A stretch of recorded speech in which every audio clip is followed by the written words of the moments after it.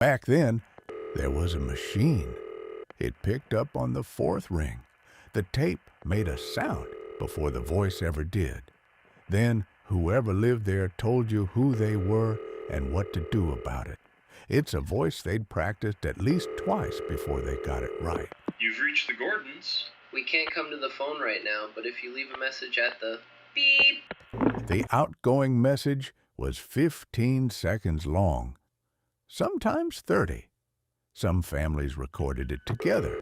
Leave your name and number. Some were more buttoned up, professional. One take. Thank you for calling Associates. We are presently out of the office. You listened to it so many times you forgot what it sounded like. You're thinking about your family's answering machine right now, and you should. It was important. It was the first time an ordinary American family produced a piece of content about itself for an audience it would never see. This is Joe. Just called to say hello. We'll get to those messages soon. But first you have to understand what life sounded like before any machine answered for you. Back then, before answering machines, the telephone rang and you answered it.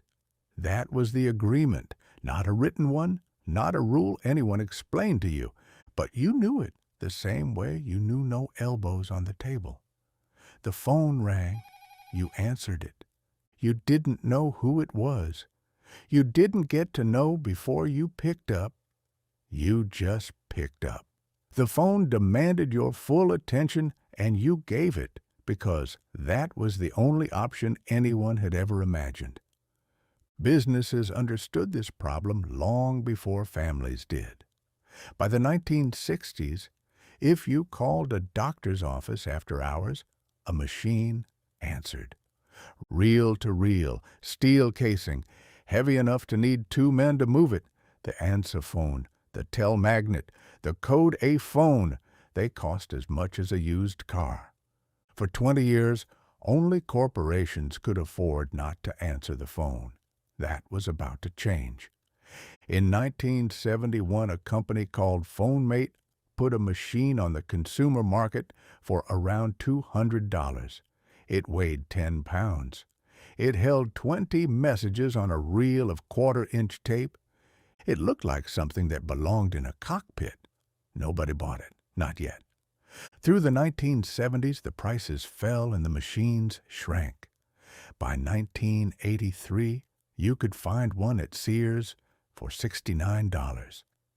Panasonic, GE, AT&T. They sat on the shelf next to the clock radios and the electric can openers, packaged in boxes with photographs of smiling families on them. The families in the photographs looked relieved. The ads had to work hard to explain why that was acceptable, because what they were selling, underneath the convenience language and the friendly typography, was the right to make your telephone ring into an empty room on purpose. In 1983, a lot of Americans still thought that was rude. You brought the box home. You set the machine on the kitchen counter or the table near the front door or on the nightstand in the bedroom if you were the kind of household that took calls in bed. You plugged it into the wall and into the phone jack. Then you had to record the outgoing message. Nobody was prepared for how strange that was going to feel. Some people treated it like a legal document. Last name only. Number repeated twice. No warmth. Some people treated it like a performance. Music underneath. A joke. A kid doing the whole thing while the parents laughed in the background. Some people recorded it 17 times before they got one they could live with.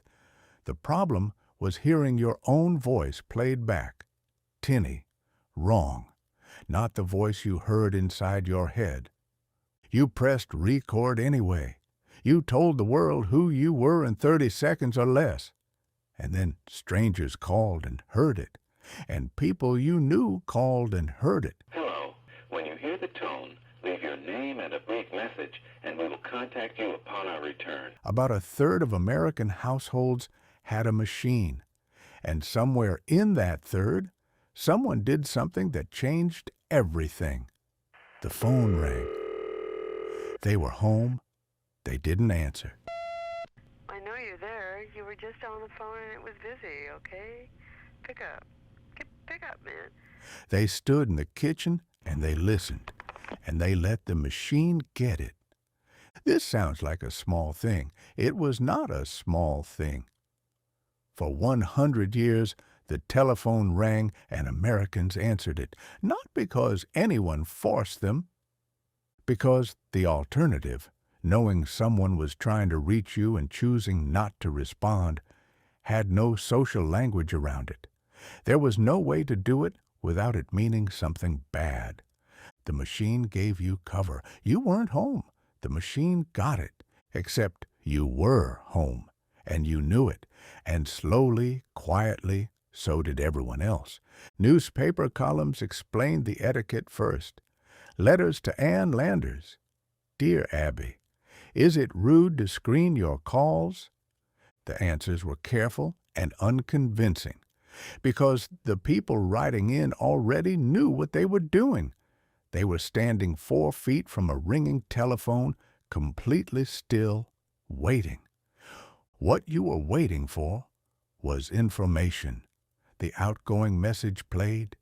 The beep fired, and then whoever was calling had to decide what they were willing to say to a room they thought was empty. Ken, give me a call. It's Peter. Thanks. Bye. That decision told you something. The boss who called on a Saturday and left a message that ran 90 seconds. The friend who hung up without speaking. The parent who said your full name before anything else. You stood there and you took it all in, and then you decided what you were worth to them before you called back. That last part is the thing nobody talked about at the time. Screening felt like control. It felt like privacy, like freedom. But what it actually was measurement. Before the machine, silence meant absence. If you didn't answer, you weren't home. After the machine, silence could have meant something else. Did that mean they didn't pick up? Did they hear it and choose not to pick up? For the first time in the history of the American telephone, not calling back was a legible, deliberate act. The machine didn't free people from obligation. It made ignoring someone a decision you had to own. The machine sat on the counter and it had a light on it. Small, red. Sometimes it blinked. There's a message. You came through the front door and you checked it before you took your coat off, before you looked at the mail, before you said anything to whoever else was home. The light was either on or it wasn't. Both felt like something. A blinking light meant someone had tried to reach you. No light meant no one had. In 1986, those were 2 very different ways to walk into a room. You pressed play. The tape rewound with a mechanical whir that filled the kitchen. Then the messages came. I want to know if you want to get a copy of the tape. Some you erased immediately. I hope there's not a problem. Some you played twice. Hope you had a good week. I'll talk to you later. Bye. Some you didn't erase at all. Is your refrigerator running? Well, you better go catch it. You just let them sit on the tape. Your mother calling to say nothing in particular, just to talk. Her voice a little uncertain the way it always was with machines. A friend calling from a payphone. This is MCI with a collect call from... Quarters running out. The message cutting off before the end of the sentence. Hello? Someone calling from a hospital. Someone calling to say they got there safe. The tape held all of it. $30 cassettes inside $20 machines, keeping recordings that no one had planned to keep, of voices that some people would spend the rest of their lives wishing they still had. The answering machine was an accidental archive. Nobody designed it to be one. It just turned out that some messages were too heavy to erase. In 1992, the phone companies began rolling out voicemail. Wednesday, 10:13 p.m. Not a machine on your counter, a service, infrastructure, something that lived in the network and answered before your phone even rang in your house. By 1999, it was everywhere. The machines on the counter started disappearing. People threw them out with the bread makers and the pasta machines, the small appliances of an optimistic decade. The transition felt like an upgrade. It was also a loss, and nobody held a funeral. Here is what changed. When the machine sat in your kitchen, messages belonged to the household. Your mother called, and your father heard it. Your friend called, and your sister heard it. The machine was a shared object in a shared room. The messages it held were semi-public in the way that kitchens are semi-public. Anyone who lived there could press play. Voicemail ended that. Each line got its own inbox. Each person got their own private channel. The family communication commons closed without announcement. The household that had spoken to the world in one voice became 4 separate people with 4 separate inboxes and no shared tape. The answering machine was the first privacy technology in the American home, not the last. Caller ID came next, then the cell phone, which meant the call was coming to you, not to your address. Then texting, which meant you didn't have to speak at all. Then the read receipt, which meant silence became visible. Then do not disturb.